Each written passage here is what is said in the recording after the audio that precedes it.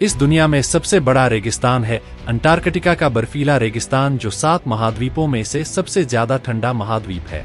ये बर्फीला रेगिस्तान अपने अंदर इतने रहस्य समेटे हुए हैं जिसका आप अंदाजा भी नहीं लगा सकते। शोधकर्ताओं द्वारा कई रहस्यों की खोज की जा चुकी है, वहीं कई ऐसे भी रहस्य हैं जिनके बारे में वैज्ञानिकों के पास भी कोई जवाब नहीं है। नमस्कार दर्शकों, स्वागत है आपका जॉय A1 स्टोरीज चैनल पर। अंटार्कटिका को रेगिस्तान क्यों कहा गया है? अंटार्कटिका को रेगिस्तान इसलिए कहा गया है क्योंकि रेगिस्तान एक मैदानी इलाका होता है और इस इलाके में पहाड़ों के न होने के कारण यहाँ तेज हवाएं चलती है। इसके साथ ही यहाँ बारिश भी न के बराबर ही होती है, जिसके कारण यहाँ मौसम शुष्क बना रहता है।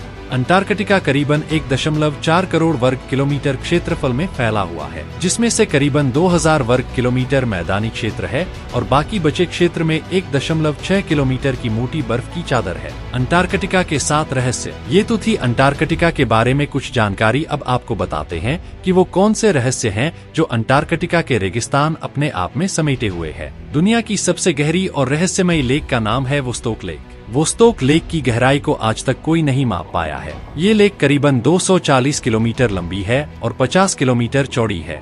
जब शोधकर्ताओं द्वारा इस लेक को खोजा गया तो उन्होंने बर्फ की चादर में करीबन 4 किलोमीटर तक ड्रिल किया, जिसके नीचे उन्हें वोस्टोक लेक मिली। वोस्टोक लेक के बारे में कहा जाता है कि किसी समय में ये लेक बर्फ के नीचे नहीं बल्कि जमीन के ऊपर ही दिखाई देती थी, मगर नासा द्वारा ये दावा किया गया है कि ऐसा करीबन 2.5 करोड़ सालों पहले हुआ करता था। अंटार्कटिका की वोस्टोक झील करीबन 2.5 करोड़ सालों से बर्फ की चादर के नीचे ही है और इस झील में एक ऐसा इकोसिस्टम है जिसे धूप और हवा की भी जरूरत नहीं है।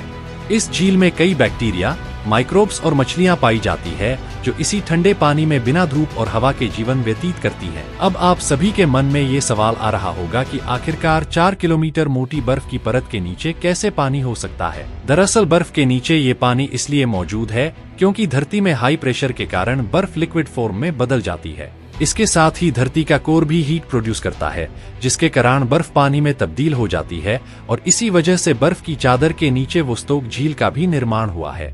इसके बाद बात करते हैं अंटार्कटिका में मिले उन स्कल्स की जो इतने अजीब तरीके से लंबे हैं कि किसी को भी इस पर शक होगा कि ये इंसानों के ही हैं या नहीं। दरअसल ऐसे स्कल्स पुराने जमाने में इजिप्ट और पेरू में पाए जाते थे और लोगों के ऐसे सिर कोई जन्म से ही नहीं थे, बल्कि कुछ जनजातियों के लोग अपने लोगों के सिरों को झोंक पीट कर इसे अजीब तरीके से लंबा करते थे या फिर कुछ सलीबों के बीच दबाकर इनके सिरों को लंबा किया जाता था। अंटार्कटिका में इस तरह के स्कल्स मिलने से इस बात की पुष्टि होती है कि कई लाखों साल पहले अफ्रीका, साउथ अमेरिका और अंटार्कटिका एक दूसरे से जुड़े हुए थे, लेकिन जब धरती के अंदर टेक्टोनिक प्लेट्स का मूवमेंट हुआ तो ये जगह भी एक दूसरे से अलग हो गईं। आपको बता दें कि अंटार्कटिका पहले पेंजिया का ही पार्ट था। आज जहां कई देश इस होड़ में लगे हुए हैं कि वो अंटार्कटिका पर पूरी तरह से अपना कब्जा कर लें, वहीं हिटलर ने 1939 में द्वितीय विश्व युद्ध की शुरुआत में ही अंटार्कटिका पर कब्जा करने की कोशिश की थी और यहाँ मौजूद कई सारी रिसोर्सेज का इस्तेमाल करना चाहा था। ऐसा हिटलर ने तब किया था जब उसे लगा कि द्वितीय विश्व के दौरान हिटलर की आर्टिलरी को तेल, दूध और बटर जैसी चीजों की कमी हो सकती है, जिसके बाद हिटलर ने अपनी नाजी सिपाहियों की एक टोली को शिप्स के साथ अंटार्कटिका के लिए रवाना किया। यहाँ नाजी सिपाहियों को मार्गेरियन फैट के लिए व्हेल ऑयल की खोज करनी थी। ये एक गुप्त अभियान था जिसे नाम दिया गया था श्वाबेनलैंड अभियान। ये गुप्त अभियान 5 महीनों तक चला। इसके बाद हिटलर ने अपनी नाजी सेना को वापस बुला लिया। देश के वैज्ञानिकों के चेहरों पर तब खुशी आई जब उन्हें कई सालों पहले अंटार्कटिका से आलू जितना छोटा उल्कापिंड मिला जो मार्स से अंटार्कटिका पर गिरा था। जब इस उल्कापिंड पर शोध किया गया तो इस उल्कापिंड पर कुछ बहुत ही अनोखे से माइक्रोब्स के फॉसिल्स पाए गए, जिसके बाद ये पता चला कि मार्स में भी लाइफ मौजूद है और बस फिर इसके बाद तो मार्स पर इंसानों को बसाने के लिए शुरू हो गई रिसर्च जो आज तक चल ही रही है। अंटार्कटिका के रहस्यों के बीच एक खूनी वाटरफॉल भी है जिसे लोग ब्लड वाटरफॉल के नाम से भी जानते हैं। 1911 में ऑस्ट्रेलिया के एक जियोलॉजिस्ट जब टेलर ग्लेशियर की सैर पर निकले तो इस दौरान उन्हें टेलर ग्लेशियर से एक लाल रंग का वाटरफॉल निकलता दिखाई दिया जो बिल्कुल खून की तरह दिखाई दे रहा था।